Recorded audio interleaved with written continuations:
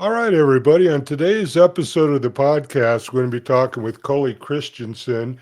Culley's with Pest Posse 2, and we're going to be talking about green, eco-friendly pest control. Also get into a little bit of AI and how AI is working for pest control companies.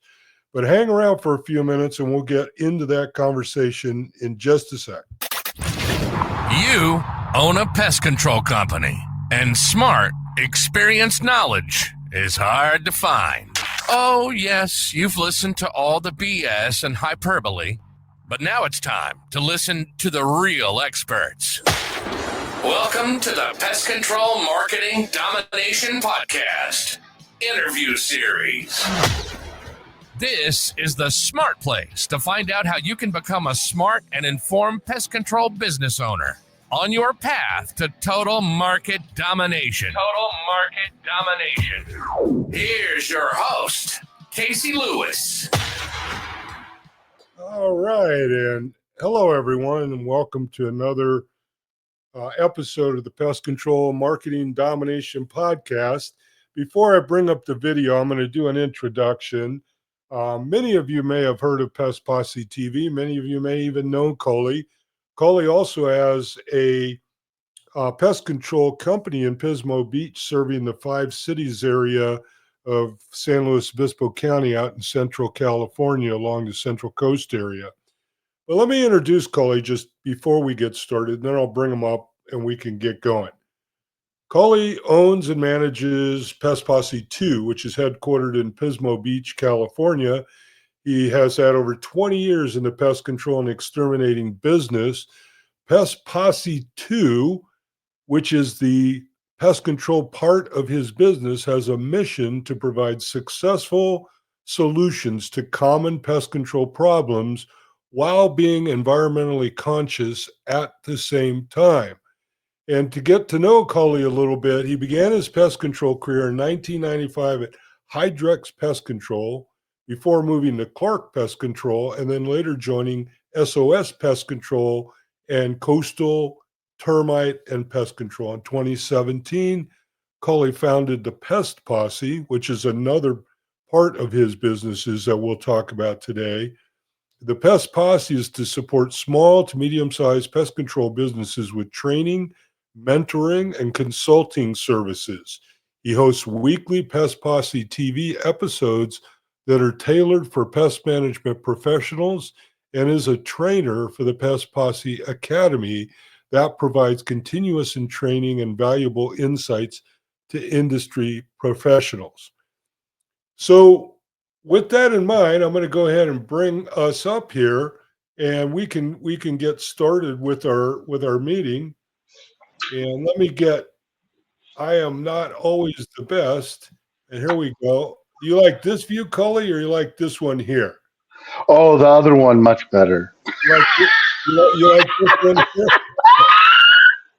Oh boy. You might scare off some of your viewers if you keep us that close to the camera. I know what you mean, but I tell you, let me just see here. It always takes me a minute to get my screen all figured out. I'm not the very best at this. So let's do this again. Let's see if we go. I like to mess around with all this stuff. We could go that way. We can go this way. I don't know. That looks pretty good. You look pretty handsome there with your headset and everything. I think I could take my headset off now because I got me set up to my, but so anyway, Culley, I'm going to let you take a minute to introduce yourself. I read through sort of that bio and the information there, but I think it's really interesting for our audience to understand. Probably a lot of them have heard of the Pest Posse TV, you and Foster, and you can talk a little bit about that. But also I want them to understand you have a pest control company that you operate. It's really focused in on green, eco-friendly pest control, and that is really what I wanted to talk with you about a little bit today. But why don't you take a few minutes, introduce yourself, and talk about those two entities that you own and manage. Yeah, so obviously, like you said, we've got the Pest Posse TV. or the Pest Posse as a whole, and we are committed to helping small to medium businesses train their employees. Um, and we did that because, we grew up in a different age, Casey. I mean, we had to read stuff, right? We didn't have YouTube. We didn't even have cell phones. It was a little bit of a different life. Not a bad life. It was just different. And I started hiring these employees and I would give them things to read and they would look on YouTube for the same content and it wasn't there. It did not exist at all. And so, I realized this was a need for the industry, and it'd be great to be able to get in and fix that need. And in the process, we realized we wanted to make this video based. We wanted people to actually see what we were talking about, and we'd ask friends in the business, like, "Hey, can you set up a job so we can come film this job?" And blah blah blah. And we got a couple jobs that way, filmed a couple jobs, but there's really no buy-in for them. I mean, we're just barely starting. We're not making any money. We can't pay them, give them a stipend or, nothing. And so it got harder and harder to get those booked. And so we realized, well, we probably better start our own business, service business, so that we can generate the jobs and create the video-based content. So that's what we did. And now the business is a viable business. It pays for itself. I make a little extra money on the side from it.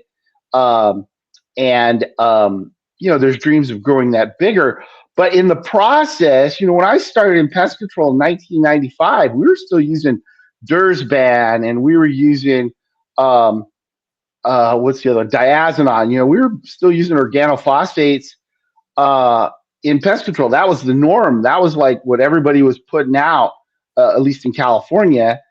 And now here I am using, lemongrass oil. And, really my decision for that, a lot of people don't realize I have a family history of cancer.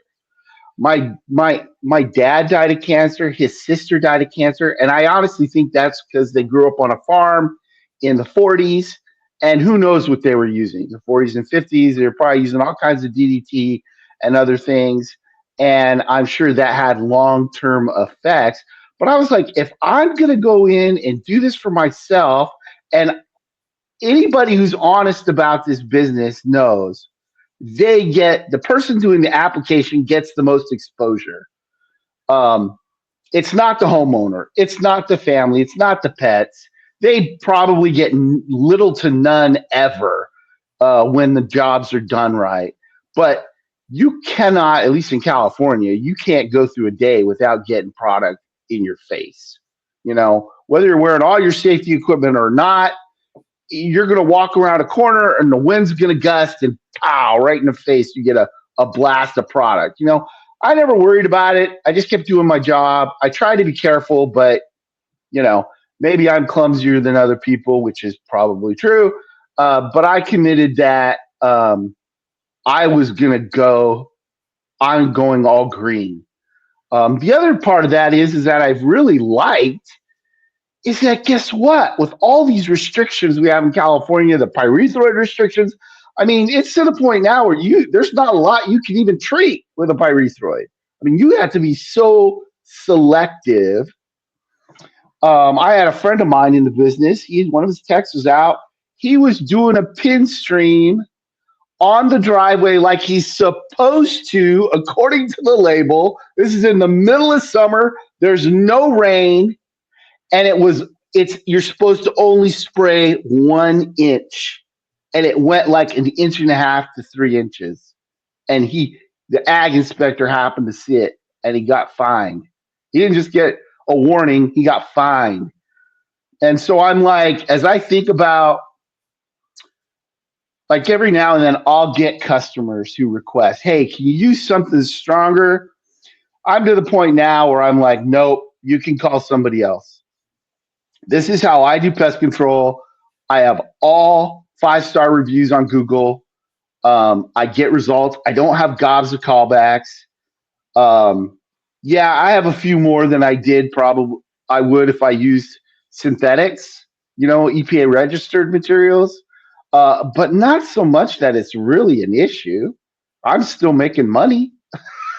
Well, let me ask you. So this is the question, and I will get this often with many Hmm. of our clients that we're working for. And um, I think the question is, you've really positioned it very much as if this is what the way you want to run your company for a lot of reasons, not the least of Right.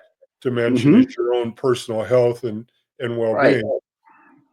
And then you get into, okay, now I've got a business and I want to market it. And there is a market of people out there that are, you know, more and more are becoming at least thoughtful about the question of what products are you using, Mr. Pest Control Company? You know, what are you spraying on my house, on my kids' play area? What is it that you're using? And so you can market to that and say, you know what, well, we're going to do just green. We're going to do safe stuff. We're going to do this. And then you get to the other point you brought up, which is now they are calling back saying, well, yeah, you know, you came out and you sprayed all this stuff, but it didn't work.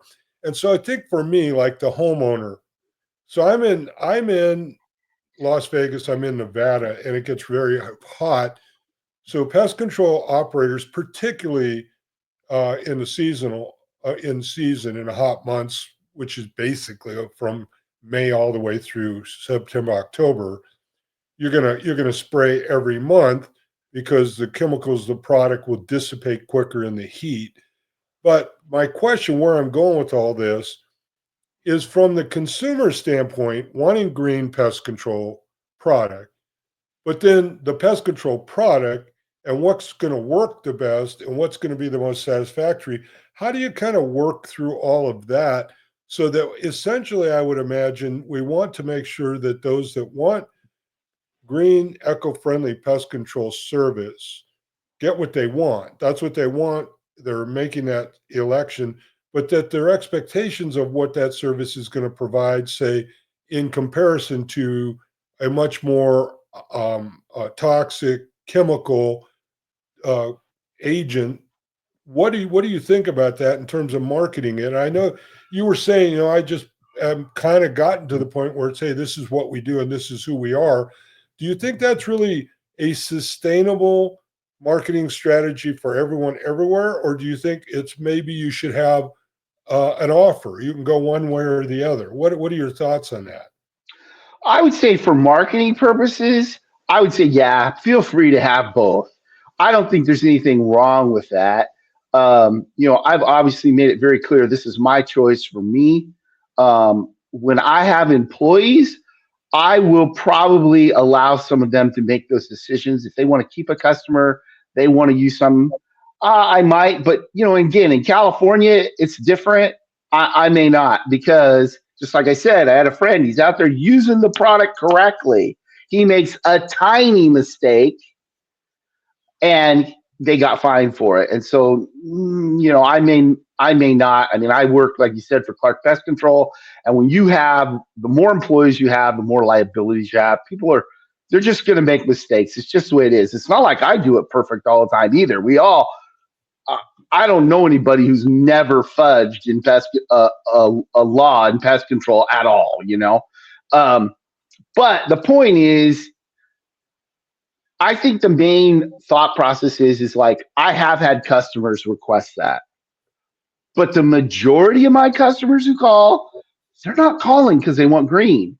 They're calling because they want a 5-star service. And then they find out I'm green and they're like, oh, wow, this is fantastic. You know, and so the issue is I've learned to use the product so that I get the results I want. Some people you can't make happy. No, It's just the way it is. But even the ones that I talked about that are like, hey, do you have anything stronger? That is like less than 5%. It's like maybe 1% of all the customers I dealt with that have actually said stuff like that. It's really a small percentage. The majority of my customers are really, like I said, they're just calling for good pest control. And when they find out I'm green, they're just excited. and what do you think about in terms of some of your own strategies to educate?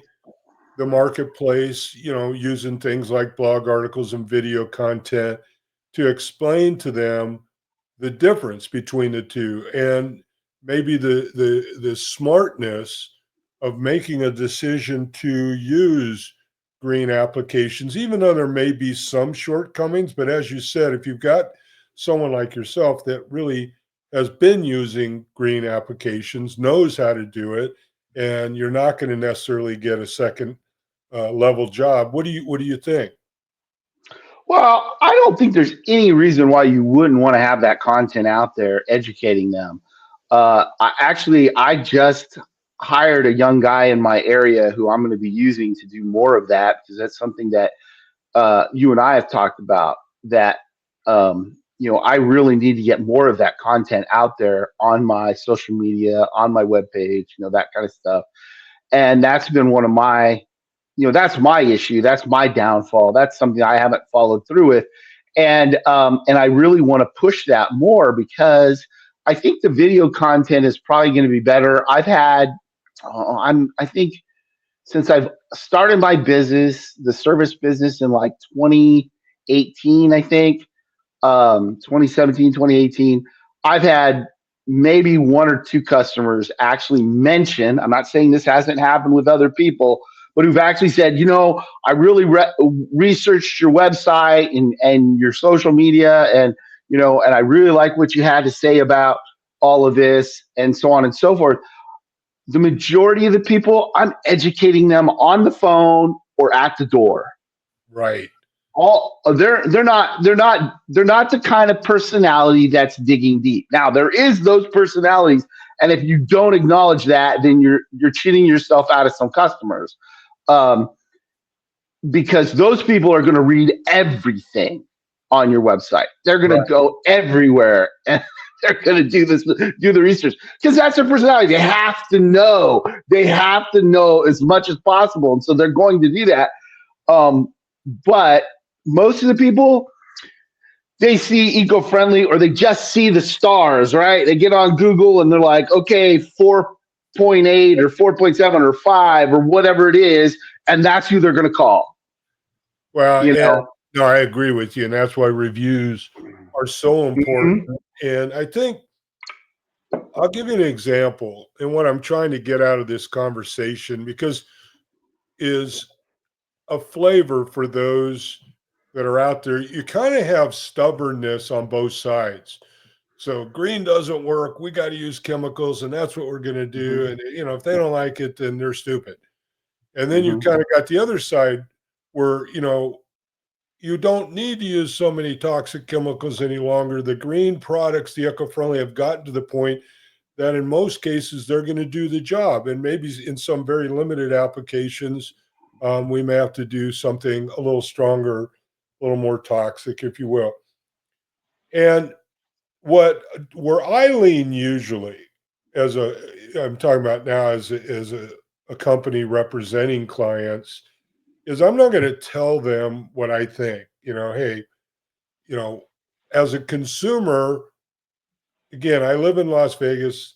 I have a nice yard, but it's basically dirt and rocks and landscape and a swimming pool. I don't really care what they spray. It's my wife and myself. We have a cat that we keep indoors. So it's not really something I think about. Now my son, just keep the scorpions out of my house, right? And now my son, who's recently moved to Tennessee, and it's there's much more bugs and things like that. Yeah, it's a much more tropical climate. Yes. And now they've got their first baby girl.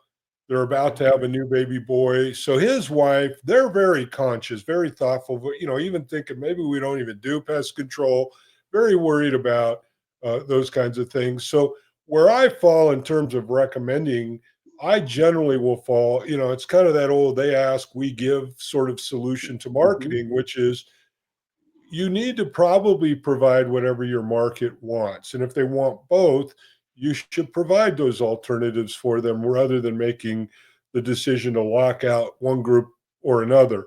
I'll give you an example. So literally this morning, I get an email last night, and one of my clients is having a meltdown. And we're running a rodent and burrowing pest campaign using Google Ads and a landing page, and it's doing very well. And this customer of ours is south of you down in Ventura County. So he's covering Ventura County. And apparently, and I don't know exactly, I don't even know if I'm going to say this right, but they have just banned, and it's going to go into effect, I guess, next month after the first, some products that he uses he referred to as rodenticides. Does that make sense? Yep. And Yep. he was ranting and he was cussing out Gavin Newsom. And I mean, he was really having at it.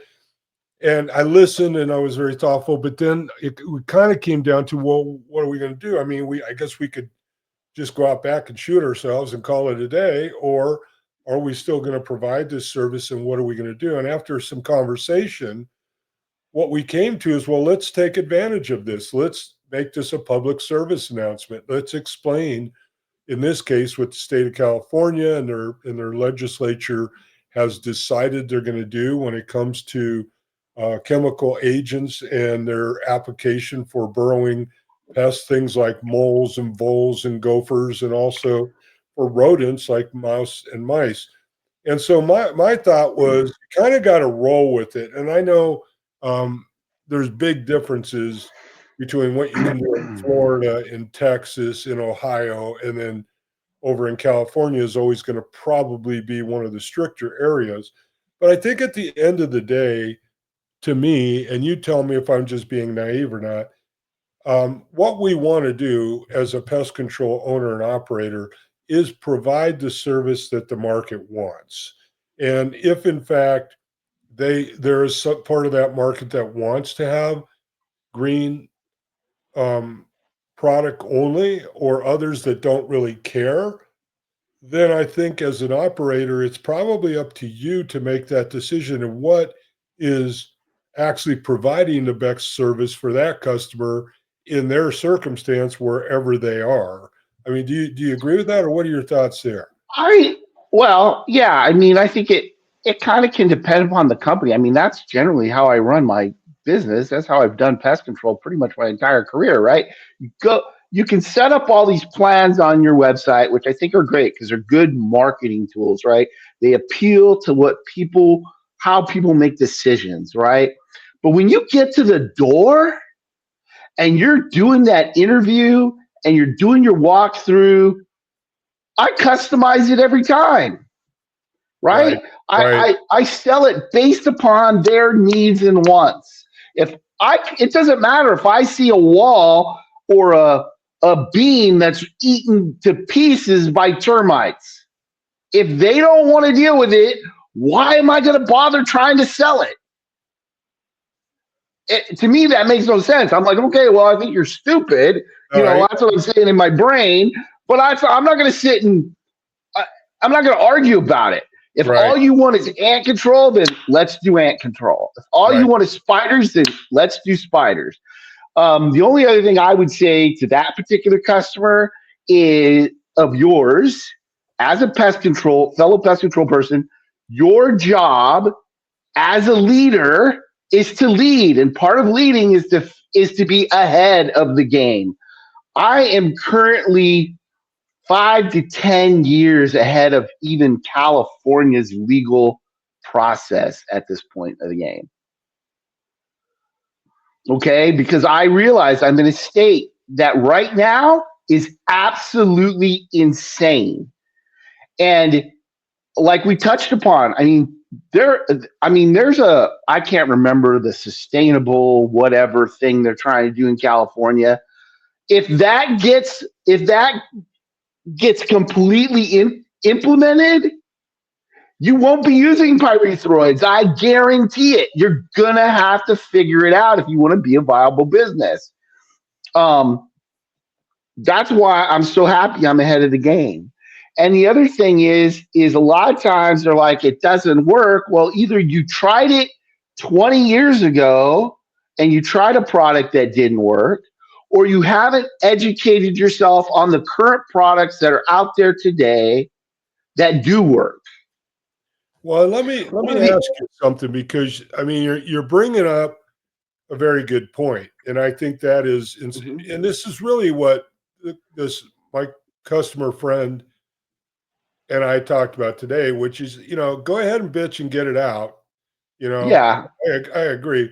But then what are we going to do? I mean, we're just going to go out of business. We're going to cry. We're going to moan, or what are we going to do? And I agree with Mhm. what you're saying, because the pest control industry in general, in terms of applications and products, is under assault. And I don't think that's going to stop. And I don't think it's all bad. I think there's some validity to it. You go out in the San Joaquin Valley, for example, near where you're at, and the ground is saturated with chemicals and the water's, somewhat poisoned from it. And so that, something's got to give at some point. And the best way to do that potentially is to think it through and say, as you're saying, rather than not be prepared and fall apart when that happens, why don't we start moving ahead of the curve, start having products, start educating customers, getting content, doing things to educate people in the communities that you serve, that you understand these issues, you're ahead of it, and you're going to be able to provide them with alternatives if they're worried about it. That would be my message. Now, with Pest Posse TV and you and Foster, the other side of you is Casey, this. I apologize cut in. I have somebody at my door. I've got to get the Well, door. go ahead and take a break then. We'll just I take a break, apologize. and All I'll right. follow up.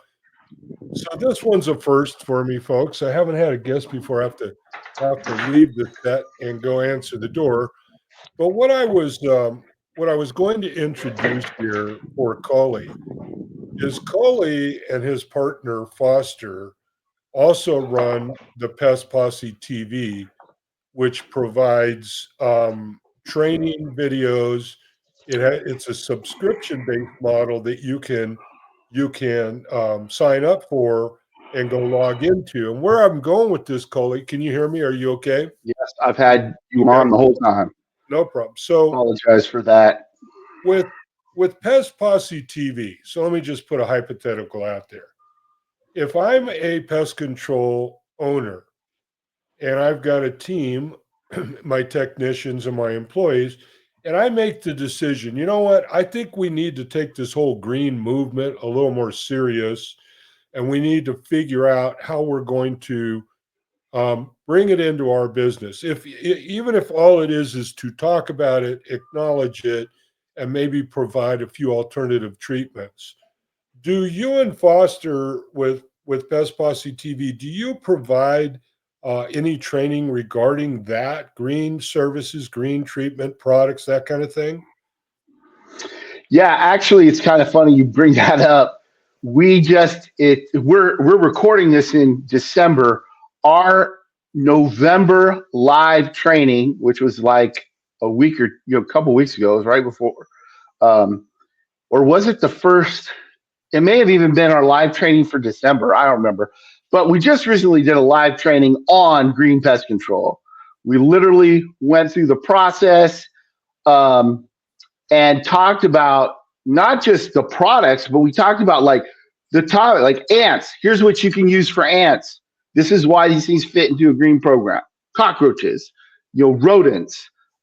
We went fleas, ticks, aphid, whitefly. We went literally down the road and we talked about the products that I've literally used in the field that have worked for me to get control of these things. And the funny thing is, for me, it's like fleas and ticks. I've been doing the same flea and tick program for over 15 years, and it's been green the entire time, and it's never failed. I get no callbacks, um, and it's all green. I mean, I just don't. People are either not trying it or they're not educating themselves well enough to make the product work. A lot of times, what happens is you get a big company and they do a green product. Like they add that. They do all these synthetics, and then here's their green product. And you hear about it because they're the big company with the big marketing budget, and you try that product and you think it's going to work like some other synthetic, right? Where you can just use it everywhere on everything. Green products don't work that way. You've got to learn what essential oil works best on what pest, or what conglomeration of essential oils work best on what pest, because it's a little more specific. It's more pinpointed. It's not just a blanket Band-Aid kind of a spray and pray treatment. We are fortunate in this day and age. We have really, really good synthetic products. Take a product like Demand CS. Everybody probably knows what Demand CS, and Genta makes a great company. That's like it basically will control anything in almost any situation, right? I mean, how blessed are we? You don't hardly have to think, but you're not going to get that from a green product for the most part.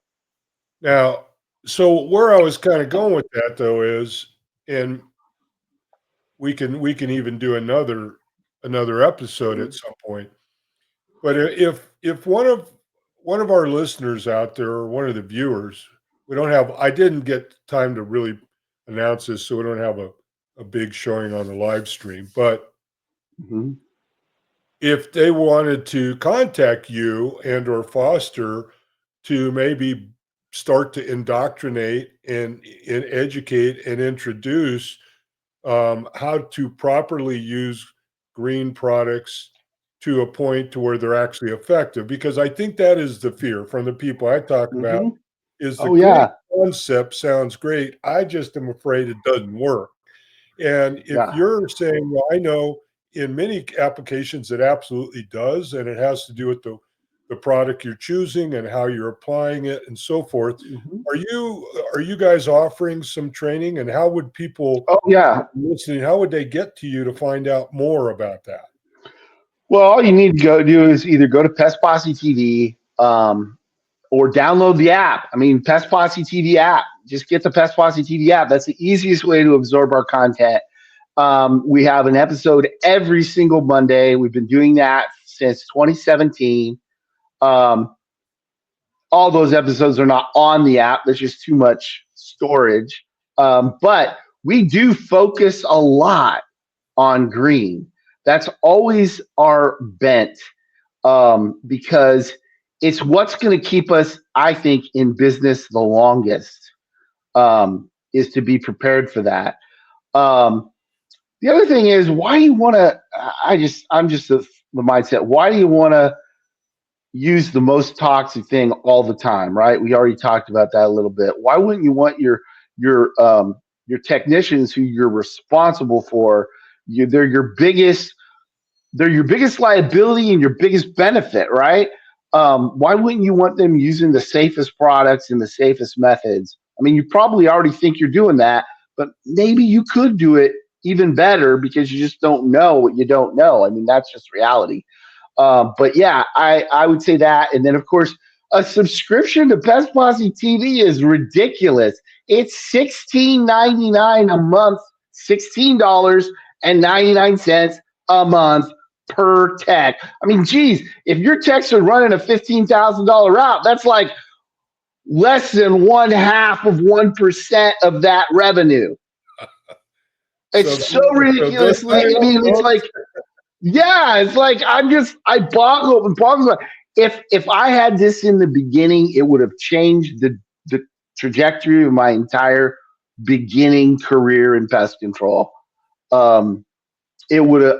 I mean, I just can't believe how much farther ahead I would have been in such a short amount of time had I had something like this when I started in 1995. Well, I'm gonna take you now and take a little side tour. We've been going about 35 minutes, so we'll go about 15 minutes more, so and then wrap it up. But you and I also talked, and as I was getting prepared to meet with you, I was trying to get in my head straight. So how do I shift from talking about Culley and his pest control company and Green Pest Control Services and all of the debate, discussion, and even sometimes anxiety around that decision? Should we do green? Should we not? Should it be on the side? Are we doing it right? Do we need to get educated more, et cetera? And we've given you and Pest Posse TV a nice plug that's a good spot to Yes, start, thank to you. go get Mhm. educated there, maybe even reach out to you and Foster for some future training for their folks if they want to go in that direction. I also agree with what you're saying here, that as if we're all fortune tellers and we look down the line, this is a reality that I don't think is going to go away. We can battle it, we can do things, but sometimes you're better to embrace it, as you say, get ahead of it. Now, what I want to talk about as we sort of wind down is you and I had a discussion about artificial intelligence and AI. And since that, I actually, in watching all the news that's going on now with the new election and all, everything's all about all politics, et cetera. But I saw a piece on the news, and I don't remember which news, what, but what they were talking about is AI. And they were talking about Elon and his sort of involvement now, and what a smart guy he is. And it evolved into this discussion that I didn't know, but that, again, these are politics arguing, so I don't know what's right or wrong, and I'm not taking a position Or what's true or not. what's true or not right. I don't know where the drones over New Jersey are coming from, but Right. what they were really talking about was the government wanted to get their mittens wrapped around AI and really have only maybe 2 or 3 major suppliers of AI in the country so that it doesn't get too widespread. Apparently, they're afraid of it. And let me just tell you what I think of AI, because it's all the rage right now. I get a half a dozen emails every day promising me that I don't have to do anything. I can go lay back, I can watch some TV, and the AI is going to go run everything for me, and it's going to make me money, and everything's going to happen and be automatic and all that.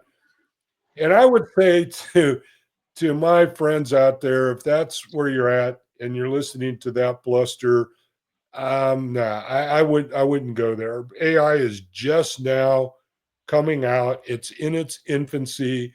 Everybody's on board. Everybody's creating their own platform. Everybody's trying to get it rolled out and get you signed up and get you spending money on it.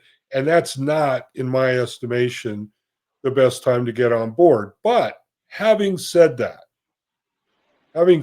we are now using a product called High Level, and it's a less expensive marketing automation platform that's a little more conducive for most of our clients.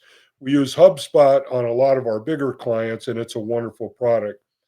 But AI, here's what I would say, and then Culley, I'll let you chime in because I know you have some thoughts as well. But to me, AI can't do anything until you know what you would want it to do. And these people that are coming in and are saying, "Well, just sign up with us, and we're gonna make it do whatever you want. It'll sing, it'll dance, it'll sell your business for you, it'll do everything." That's just not going to happen. But let's just, for fun, let's just say that we wanted to educate people on the advance in green and eco-friendly pest control.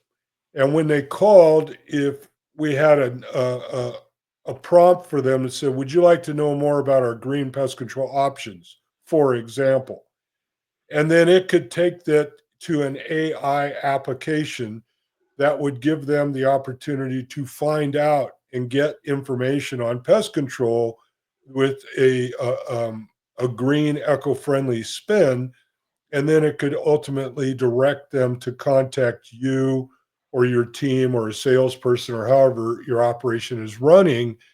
Then those are the kinds of things that I think AI is going to work for. We do things slow here. We try to beta test and really go through that. So with this high level product, one of the things we're going to be doing slowly is bringing in automated answers to questions, directions to, here, we're going to have you talk to Culley.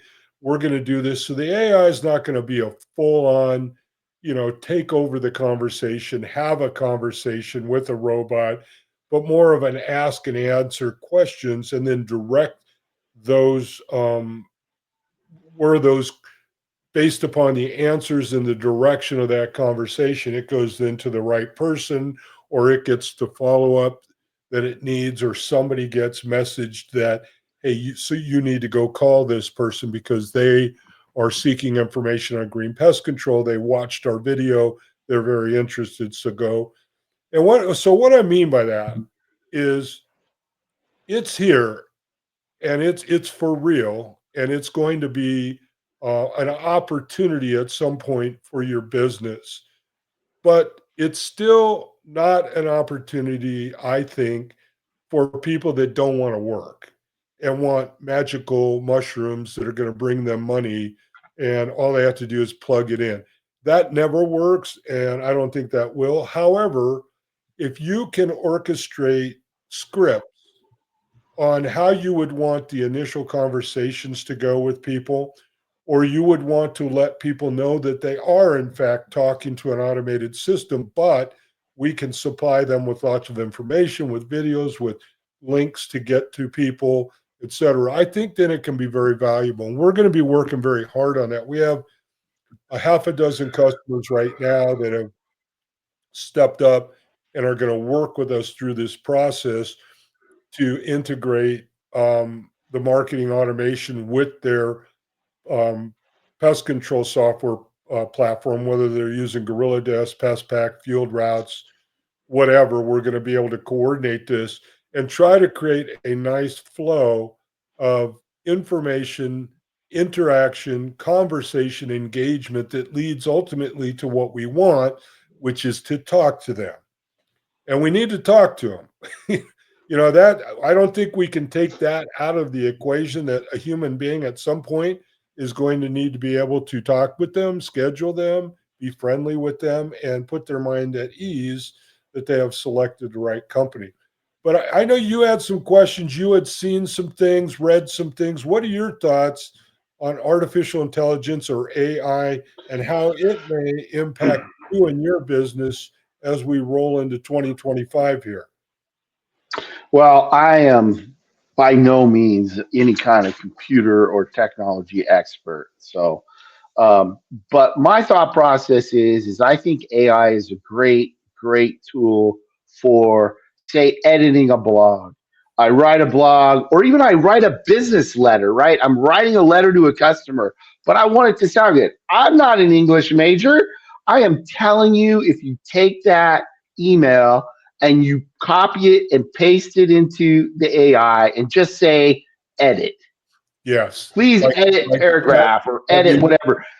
It will rewrite that and it'll sound like you're a college professor if you want it to. You can even ask it to set it up at a 9th grade or 10th grade reading level, and it'll write it accordingly.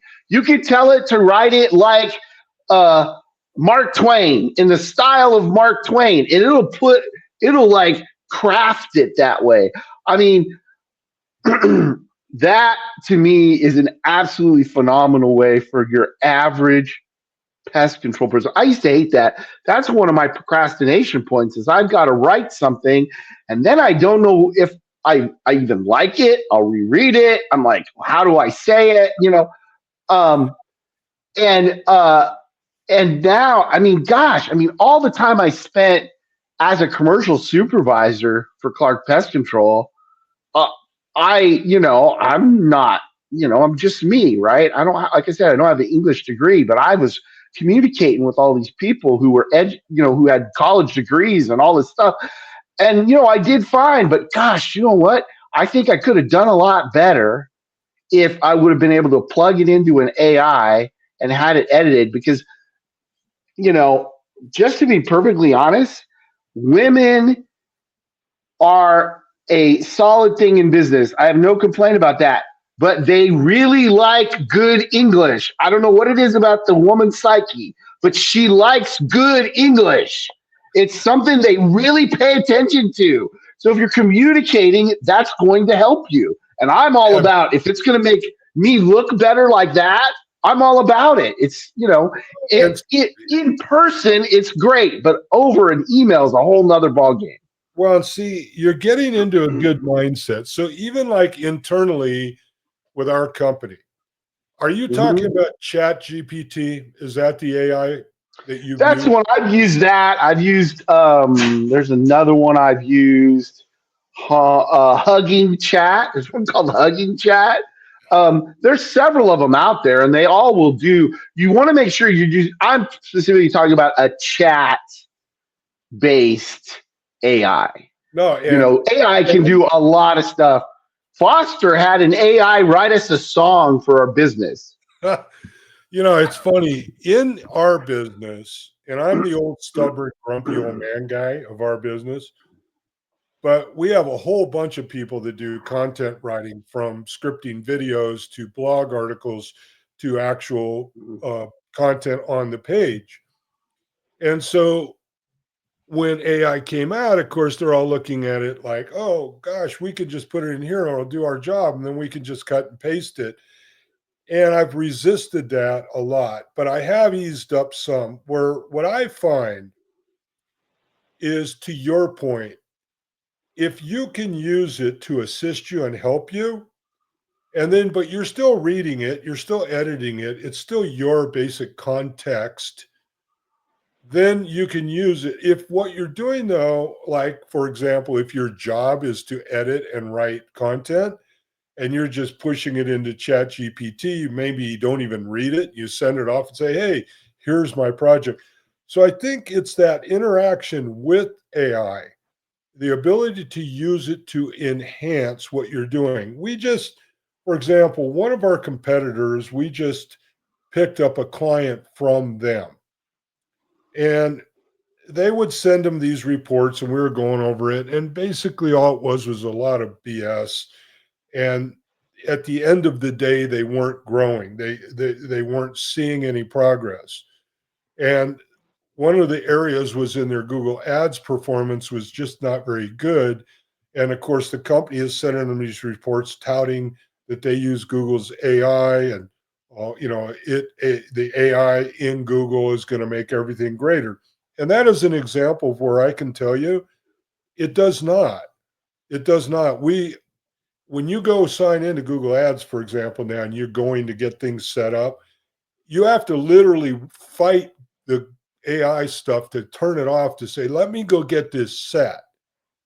And where it works better is after you've done everything and prepared it the way it should be done, with an experienced Google Ads person, you can then use the AI to sort of check things, make sure all your settings are done right. You can have it, make sure your keyword setup, it looks right, and it can help in that regard. But what it doesn't do, and I'm sure that what they're doing, this other organization, is they're just letting AI set it up. And they're saying go, and they're billing the client, and now they're sitting back and they don't know why it's not working because they didn't have any involvement in the original creation. Now, that's sort of the stubborn side of me.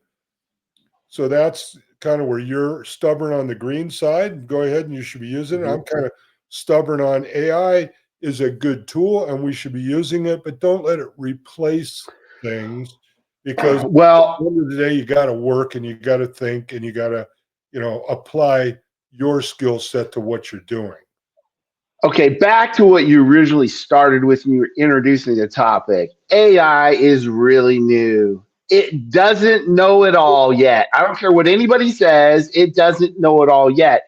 Um, and it'll generate bad content. I literally was using ChatGPT to help me craft a um, a script for one of our videos, and it was giving me bogus content. I knew it was bogus content because I knew the topic, and I literally had to dig deeper and change, do stuff to get it. Like, why are you not telling me this? You're not. It was just completely missing the root of a certain topic, and so I had, but if you don't know, see, that's what you're saying. It's the same thing. if you know your topic, you know when it's wrong. But if you haven't done the work to know the topic, you're going to think it's right because, of course, it's pulling from everything on the internet, right? It's That's supposed to be able to have access to all that content. Well, guess what? It doesn't always pull it correctly. no, I agree. And And so you so, better know that content. That's why I said it's great for editing, no, right? I don't care if or you use it. Yeah, I mean, my personal belief is the majority of pest control blogs that you put out there are read by two individuals. They're usually read by you, being the person who wrote it, and Google algorithm. well, hopefully not. Hopefully, we can get a little more Well, out of a good blog. But yeah, that would be nice, but I think the majority of the time that's what happens. And so if you're using it to write your blogs, fine, but you better make sure it's got good content in there or you're lying to somebody when that one person or that small percentage of people actually read all those blogs. If it's not spitting out good content, guess what? no, You're now basically a liar because you put that in your name, well, and you I know. think So you're kind of making my point. I agree with you, and I think that is yeah. until you are able to understand what AI is doing with whatever you're using it to do. And if you aren't Mhm. orchestrating or controlling that and you're depending upon it, you likely may be getting yourself into a little bit of trouble. But Yeah. I'm going to wrap us up with something here. And I've had conversations at the end of the year, Culley. What we will do is we will put together a workshop for all of our customers as well as just the general pest control population at large to do goals and expectations and objectives for 2025. And really, it's just an all hands on workshop. We use StreamYard here to do it, and we're going to be doing the go high level in a CRM, and we're trying slowly but surely to teach and train many of our customers how to actually sell, to go and work at it and sell it, and don't just do all of these things and then sit back and just see what happens and either be satisfied or dissatisfied. You need to, when you're growing a new business, you have to get after it. So what I'd like to do, and I'd like you to see if you can maneuver this for me, I'd like to have another podcast episode and get Foster in here and talk about a very detailed, step by step discussion on selling commercial pest control. I know Foster, that was his sort of wheelhouse. Oh yeah, he's the man. I'd really like to talk to some of our pest control owners on how you do that. How do you, for example, go door to door and go introduce yourself? How do you get the name of Mhm. the decision maker? What's good content to send to Mhm. them? Should I send them actual letters? Should I send them emails, text message? And I'd like to do that. Then we can also introduce the listeners to Foster's book. I know he's got a great book. I actually lent my copy of Foster's book to one of our clients' technicians who wanted to go read it. And then You never got it back, did you? he threw it and he's gone. And yeah, I've never seen it Gosh. again. I'm going to have to All buy right. another copy, but I'd like if you could orchestrate that maybe in January, in the early part of January, we get Foster on here and let's just do an hour strictly on selling commercial pest control customers, new business, how to get started in your market to make sure all the commercial accounts that you should have an opportunity to service know about you, find out about you. And then once you get in that Mhm. front door, how can you go about securing that business away from what generally is going to be another company? Yeah. I don't think that's a problem. We need to get that book pretty fast, though. I know Foster January is going to be busy, but yeah, no, get it. Let's get that done. He is. I mean, I could go on, and I won't because we're out of time. But he's just the right guy for that for sure. I mean, I don't know how else to say it. He is the right guy. He's the best guy, period. Well, that's great. And I think with that, is there anything else you'd like to wrap up? You want to say anything before we go, Culley? Just again, You know, you want to let people in San Luis Obispo County know how to get a hold of you. They need green pest control. well, the first thing I like to say is all the pest people out there who are thinking about starting a green pest control, or you've started offering. Here's the thing I think people make a mistake on is they throw green products on everybody's truck and they just make it another service they offer. Rethink that. Have one person, that's what they do. This is your green route. That person only does green. I mean, obviously, when you start, they're going to have to do regular pests as well. But put everything on one person because they will learn it better and perform better, and you'll get better results, and you'll start getting great reviews, and then that service will even grow faster. Okay, that's wonderful. And Culley, thank you so much for joining us. And everybody out there, as always, this is to your success. This is the Pest Control Marketing Domination Podcast, and we're going to be out of here. So you have a great day. Thank you. To the Pest Control Marketing Domination Podcast. If you own a pest control company anywhere in the country, by using our services, we will help you grow and prosper. Casey has 30 years in marketing and advertising under his belt. He managed and oversaw a sales force of 4,000 inside and outside sales reps, tasked to work with every pest control owner in the USA. Thanks for listening to the show. Make sure to like, rate, and review, and we'll be back soon. But in the meantime, find us on Facebook, Instagram, LinkedIn, and YouTube at Rhino Digital Media. Let us take your digital marketing to the next level. See you next time on the Pest Control Marketing Domination Podcast.